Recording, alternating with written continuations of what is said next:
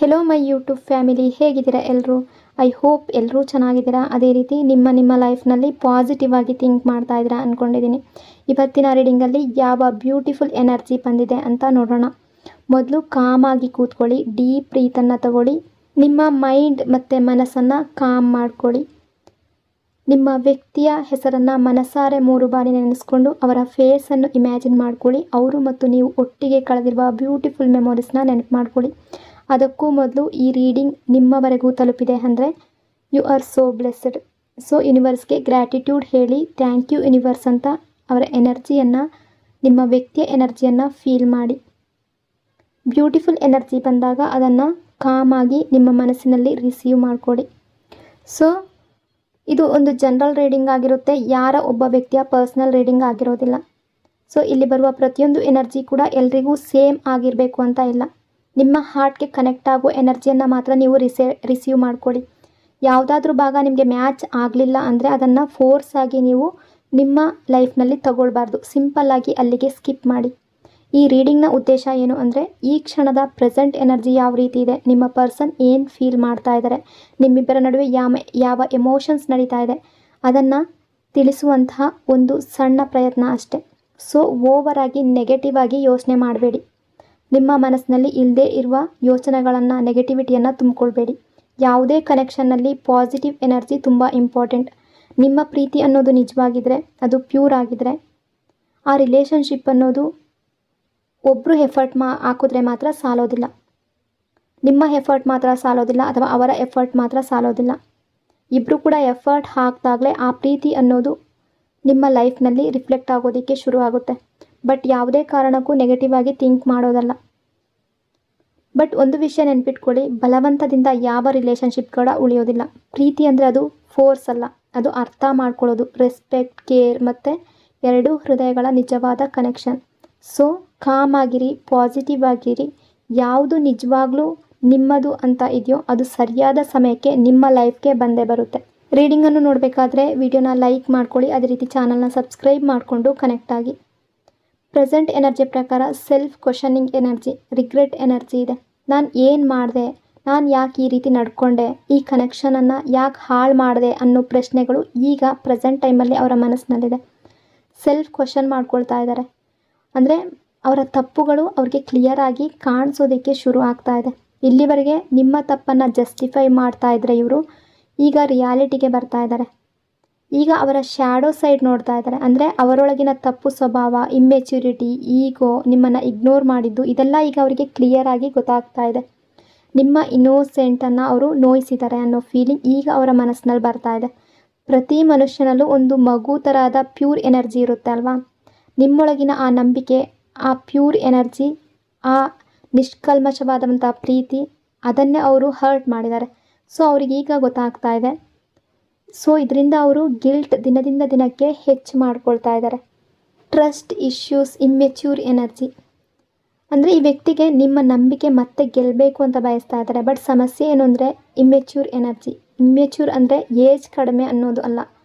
ಅಂದರೆ ಸರಿಯಾದ ವಯಸ್ಸಿರ್ಬೋದು, but emotionally mature ಆಗಿರೋದಿಲ್ಲ.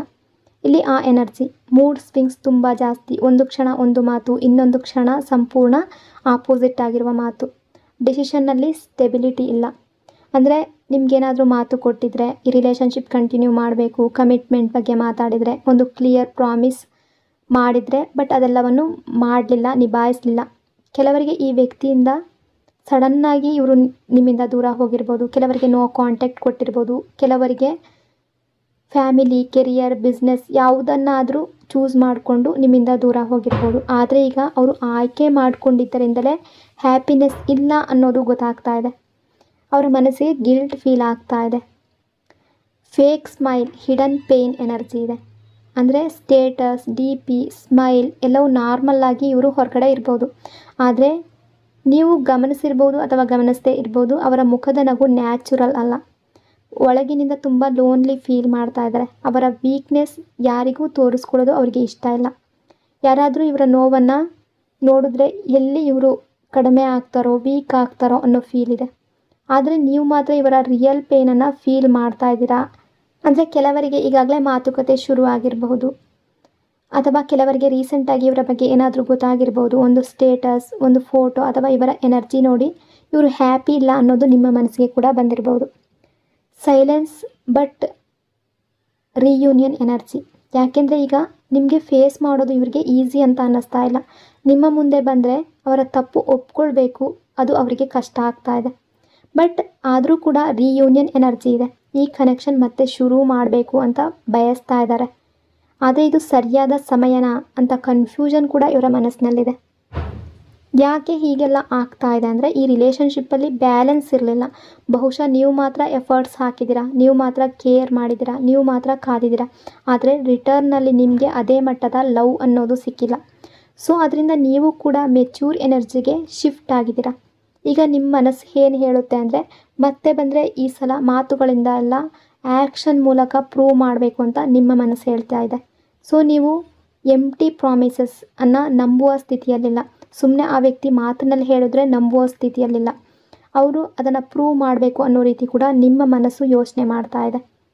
ಇಲ್ಲಿ ಕೆಲವರಿಗೆ ಥರ್ಡ್ ಪಾರ್ಟಿ ಎನರ್ಜಿ ಇರ್ಬೋದು ಅಥವಾ ಸೋಷಿಯಲ್ ಇಮೇಜ್ ಬಗ್ಗೆ ಎನರ್ಜಿ. ಅದು ಯಾವಾಗಲೂ ರೊಮ್ಯಾಂಟಿಕ್ ಪರ್ಸನ್ ಅಂತ ತಗೊಳ್ಬೇಡಿ. ಫ್ಯಾಮಿಲಿ ಆಗಿರ್ಬೋದು ಥರ್ಡ್ ಪಾರ್ಟಿ ಅನ್ನೋದು, ಫ್ರೆಂಡ್ಸ್ ಆಗಿರ್ಬೋದು, ಸೊಸೈಟಿ ಇನ್ಫ್ಲೂಯೆನ್ಸ್ ಕೂಡ ಆಗಿರ್ಬೋದು, ಅಥವಾ ಇವರ ಯಾವುದೋ ಒಂದು ಸಿಚುವೇಶನ್ ಕೂಡ ಆಗಿರಬಹುದು.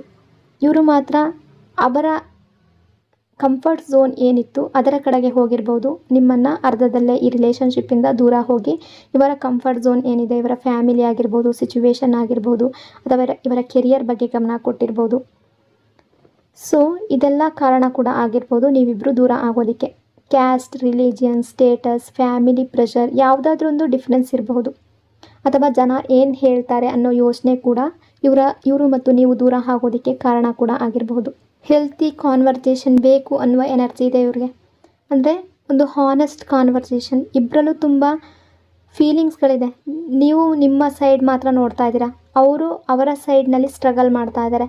ಒಂದು ಸಲ ಕಾಮಾಗಿ ಮಾತಾಡಿದ್ರೆ ತುಂಬ ಮಿಸ್ಅಂಡರ್ಸ್ಟ್ಯಾಂಡಿಂಗ್ ಕ್ಲಿಯರ್ ಆಗ್ಬೋದು. ನಿಮ್ಮ ಪರ್ಸ್ಪೆಕ್ಟಿವ್ ಕೂಡ ಚೇಂಜ್ ಆಗುವ ಸಾಧ್ಯತೆ ಕೂಡ ಇದೆ. ಆ ಎನರ್ಜಿ ಇದೆ. ಅಂದರೆ ನಿಮ್ಮ ಪರವಾಗಿ ನೀವು ಯೋಚನೆ ಮಾಡ್ತಾ ಇದ್ದೀರಾ, ಅವರು ಕೂಡ ಅವರ ಪರವಾಗಿ ಯೋಚನೆ ಮಾಡ್ತಾ ಇದ್ದಾರೆ. ಕೆಲವರಿಗೆ ಈ ವ್ಯಕ್ತಿಯ ಕಡೆಯಿಂದ ಸ್ಮಾಲ್ ಆಗಿ ಮೆಸೇಜ್ ಬರ್ಬೋದು, ಅಥವಾ ಸಡನ್ ಲೈಕ್ ಮಾಡ್ಬೋದು, ಅಥವಾ ಕಾನ್ವರ್ಜೇಷನ್ ಅವರಾಗೆ ಸ್ಟಾರ್ಟ್ ಮಾಡುವ ರೀತಿ ಪ್ರೆಸೆಂಟ್ ಎನರ್ಜಿ ಇದೆ. ಇವುಗಳ ಮೂಲಕ ಅವರು ಮತ್ತೆ ನಿಮ್ಮ ಅಟೆನ್ಷನ್ ಪಡೆಯೋದಕ್ಕೆ ಪ್ರಯತ್ನ ಮಾಡ್ಬೋದು. ಸ್ಲೋ ಆಗಿ ಬಟ್ ರಿಯಲ್ ಆದ ಮನಸ್ಸನ್ನು ಇಟ್ಕೊಂಡು ಮತ್ತೆ ಎಂಟ್ರಿ ಮಾಡುವ ಯೋಚನೆ ಇದೆ. Guilt, regret, change energy. ಇವರೀಗ ಅವರ ತಪ್ಪಿನ ಬಗ್ಗೆ ಮನಸ್ಸಿನಲ್ಲೇ ಬೇಸರ ಪಟ್ಕೊಳ್ತಿದ್ದಾರೆ. ನಾನು ಹೀಗೆ ಮಾಡಬಾರ್ದಿತ್ತು, ಈ ಕನೆಕ್ಷನ್, ಈ ರಿಲೇಷನ್ಶಿಪ್ ಉಳಿಸ್ಕೊಳ್ಬೋದಿತ್ತು, ನಾನು ತಪ್ಪು ಡಿಸಿಷನ್ ತೊಗೊಂಡೆ. ಈ ರೀತಿಯ ಯೋಚನೆಗಳು ಅವರನ್ನು ಕಾಡ್ತಾ ಇದೆ. ಅವರು ಚೇಂಜ್ ಆಗಬೇಕು ಅಂತ ಯೋಚನೆ ಮಾಡ್ತಾ ಇದ್ದಾರೆ. ನಿಮ್ಮ ಬಳಿಗೆ ಹೊಸ ವ್ಯಕ್ತಿಯಾಗಿ ಬರಬೇಕು, ಪಾಸ್ಟನ್ನು ಫರ್ಗೆಟ್ ಮಾಡಿ ಮತ್ತೊಂದು ಚಾನ್ಸನ್ನು ಎಕ್ಸ್ಪೆಕ್ಟೇಷನ್ ಇಟ್ಕೊಂಡು ಬರ್ತಾ ಇರುವ ಎನರ್ಜಿ. ಅಂದರೆ ಅಟೆನ್ಷನ್ ಕ್ರೇವಿಂಗ್ ಎನರ್ಜಿ ಇದೆ. ಕೆಲವು ಸಾರಿ ನಿಮ್ಮ ಗಮನ ಸೆಳೆಯೋದಕ್ಕೆ ಇಂಡೈರೆಕ್ಟಾಗಿ ಮಾತಾಡೋದಕ್ಕೆ ಪ್ರಯತ್ನ ಮಾಡ್ಬೋದು. ಸ್ಟೇಟಸ್ ಹಾಕೋದು, ಸಡನ್ಲಿ ಆ್ಯಕ್ಟಿವಿಟಿ ಮಾಡೋದು, ನಿಮ್ಮ ರಿಯಾಕ್ಷನ್ ನೋಡೋದು, ಇವೆಲ್ಲ ಆಗ್ಬೋದು. ಯಾಕೆಂದರೆ ಇವರಿಗೆ ಇನ್ನೂ ನಿಮ್ಮ ಇಂಪಾರ್ಟೆನ್ಸ್ ಕಡಿಮೆ ಆಗಿಲ್ಲ. ಸೊ ಮೊದಲು ನಿಮ್ಮನ್ನು ನೀವು ಹೀಲ್ ಮಾಡ್ಕೊಳ್ಬೇಕಾಗುತ್ತೆ. ಪಾಸ್ಟ್ ಪೇಯ್ನ್ ಏನೇ ಇದ್ದರೂ ಕೂಡ ಅದನ್ನು ಮನಸ್ಸಿನಲ್ಲಿ ಇಟ್ಕೊಳ್ಬೇಡಿ. ಸೆಲ್ಫ್ ಲವ್ ಅನ್ನೋದು ತುಂಬ ಮುಖ್ಯ. ಆ ವ್ಯಕ್ತಿ ನಿಮ್ಮ ಲೈಫ್ಗೆ ಮರಳಿ ಬರ್ತಾರೆ ಅಂತ ನಿಮ್ಮ ಮನಸ್ಸಿಗೆ ಅನ್ನಿಸ್ತಾ ಇದ್ದರೂ ಕೂಡ ನಿಮ್ಮ ವ್ಯಾಲ್ಯೂವನ್ನು ನೀವು ಮರೀಬಾರ್ದು. ಈ ಸಲ ರಿಲೇಷನ್ಶಿಪ್ ಅಂದರೆ ಅದು ಈಕ್ವಲ್ ಆಗಿರಬೇಕು, ಮೆಚ್ಯೂರ್ ಆಗಿರಬೇಕು, ಹೆಲ್ತಿ ಕಮ್ಯುನಿಕೇಷನ್ ಜೊತೆ ಇರಬೇಕು. ನೀವು ಲವ್ ಡಿಸರ್ವ್ ಮಾಡ್ತೀರಾ. ಅಂದರೆ ನಿಮಗೆ ಬೇಕಾದ ಲವ್ ಸಿಗಬೇಕು ಅಂದರೆ ನೀವು ಮಾತ್ರ ಎಫರ್ಟ್ ಹಾಕಿದ್ರೆ ಸಾಲೋದಿಲ್ಲ. ಜೆನ್ಯೂನ್ ಲವ್ ಡಿಸರ್ವ್ ಮಾಡ್ತೀರಾ ಅಂದರೆ ಆ ವ್ಯಕ್ತಿ ಕೂಡ ಎಫರ್ಟ್ ಹಾಕಲೇಬೇಕಾಗುತ್ತೆ. ಇಲ್ಲಿ ನಿಮ್ಮ ಪ್ರೀತಿ ಅನ್ನೋದು ನಿಜವಾಗಿದ್ದರೆ, ನಿಮ್ಮ ಪ್ರೀತಿಯಲ್ಲಿ ಆ ವ್ಯಕ್ತಿ ನಿಜವಾಗ್ಲೂ ನಿಮ್ಮನ್ನು ಪ್ರೀತಿಸಿದರೆ ನಿಮ್ಮ ಲೈಫ್ಗೆ ಖಂಡಿತ ಬಂದೇ ಬರ್ತಾರೆ. ಸೊ ನೀವು ನೆಗೆಟಿವ್ ಆಗಿ ಥಿಂಕ್ ಮಾಡೋದು, ಅವ್ರು ಬರ್ತಾರಾ ಇಲ್ವಾ ಅಂತ ಥಿಂಕ್ ಮಾಡೋದು, ಅಥವಾ ಓವರ್ ಥಿಂಕಿಂಗ್ ಮಾಡೋದ್ರಿಂದ ಏನೂ ಪ್ರಯೋಜನ ಇಲ್ಲ. ನೆಗೆಟಿವಿಟಿ ಜಾಸ್ತಿ ಆದ ಹಾಗೆ ಅದೇ ನಿಮ್ಮ ಲೈಫ್ನಲ್ಲಿ ಕೂಡ ರಿಫ್ಲೆಕ್ಟ್ ಆಗೋದಕ್ಕೆ ಶುರು ಮಾಡುತ್ತೆ. ಯಾಕೆ ಅಂದರೆ ಪಾಸಿಟಿವ್ ಆಗಿ ಥಿಂಕ್ ಮಾಡಿದ್ರೆ ಅದರಿಂದ ಮನಸ್ಸಿಗೆ ಹ್ಯಾಪಿನೆಸ್ ಅನ್ನೋದು ಸಿಗುತ್ತೆ, ಸಮಾಧಾನ ಅನ್ನೋದು ಸಿಗುತ್ತೆ. ನೆಗೆಟಿವಿಟಿಯಿಂದ ಏನು ಸಿಗೋದಕ್ಕೆ ಸಾಧ್ಯ? ಅದರಿಂದ ಕೇವಲ ಲೈಫ್ನಲ್ಲಿ ಆ ರೀತಿ ಆಗುತ್ತಾ, ಈ ರೀತಿ ಆಗುತ್ತಾ, ಆ ವ್ಯಕ್ತಿ ಬರ್ತಾರಾ ಇಲ್ವಾ, ಅಥವಾ ಬೇರೆಯವರ ಮೇಲೆ ದೂರ ಹಾಕೋದು, ಇದೆಲ್ಲದರಿಂದ ಯಾವುದೇ ಪ್ರಯೋಜನ ಇಲ್ಲ. ಸೊ ಪಾಸಿಟಿವ್ ಆಗಿ ಥಿಂಕ್ ಮಾಡಿ. ಓವರ್ ಥಿಂಕಿಂಗನ್ನು ಬಿಟ್ಬಿಡಿ. ನಮ್ಮ ರಿಲೇಷನ್ಶಿಪ್ಪಲ್ಲಿ ಎಲ್ಲವೂ ಹೀಲ್ ಆಗಿದೆ, ನಮ್ಮ ರಿಲೇಷನ್ಶಿಪ್ ಸರಿಯಾಗಿದೆ ಅಂತ ಥಿಂಕ್ ಮಾಡಿ. ಯಾವುದೇ ರಿಲೇಷನ್ಶಿಪ್ಪಲ್ಲಿ ಪಾಸಿಟಿವ್ ಎನರ್ಜಿ ಅನ್ನೋದು ತುಂಬ ಇಂಪಾರ್ಟೆಂಟ್. ನಿಮ್ಮ ಪ್ರೀತಿ ಅನ್ನೋದು ನಿಜವಾಗಿದ್ದರೆ, ಅವರ ಪ್ರೀತಿ ಅನ್ನೋದು ನಿಜವಾಗಿದ್ದರೆ, ಅದು ಪ್ಯೂರ್ ಆಗಿದ್ದರೆ ಯೂನಿವರ್ಸ್ ಸೇರಿಸಬೇಕಾದ ಇಬ್ಬರನ್ನ ಯಾವತ್ತೂ ಕೂಡ ದೂರ ಮಾಡೋದಿಲ್ಲ. ಬಟ್ ಬಲವಂತದಿಂದ ಯಾವ ರಿಲೇಷನ್ಶಿಪ್ ಕೂಡ ಉಳಿಯೋದಿಲ್ಲ. ಸೊ ಪಾಸಿಟಿವ್ ಆಗಿರಿ, ಪಾಸಿಟಿವ್ ಆಗಿ ಥಿಂಕ್ ಮಾಡಿ. ನಿಮ್ಮೆಲ್ಲರ ಕನಸುಗಳು, ಪಾಸಿಟಿವ್ ಆಗಿರುವಂತಹ ಕನಸುಗಳು ಆದಷ್ಟು ಬೇಗ ರಿಯಾಲಿಟಿಗೆ ಬರಲಿ ಅಂತ ಬ್ಲೆಸ್ ಮಾಡ್ತಾ, ನಿಮ್ಮೆಲ್ಲರ ಪ್ರೀತಿ, support, thank you so much. ನಿಮ್ಮ ಪ್ರೀತಿ ಯಾವಾಗಲೂ ಹೀಗೆ ಇರಲಿ. ಇನ್ನೊಂದು ಬ್ಯೂಟಿಫುಲ್ ರೀಡಿಂಗಲ್ಲಿ ಮತ್ತೆ ಸಿಗ್ತೀನಿ. ಅಲ್ಲಿವರೆಗೂ take care, stay happy, stay positive. God bless you all.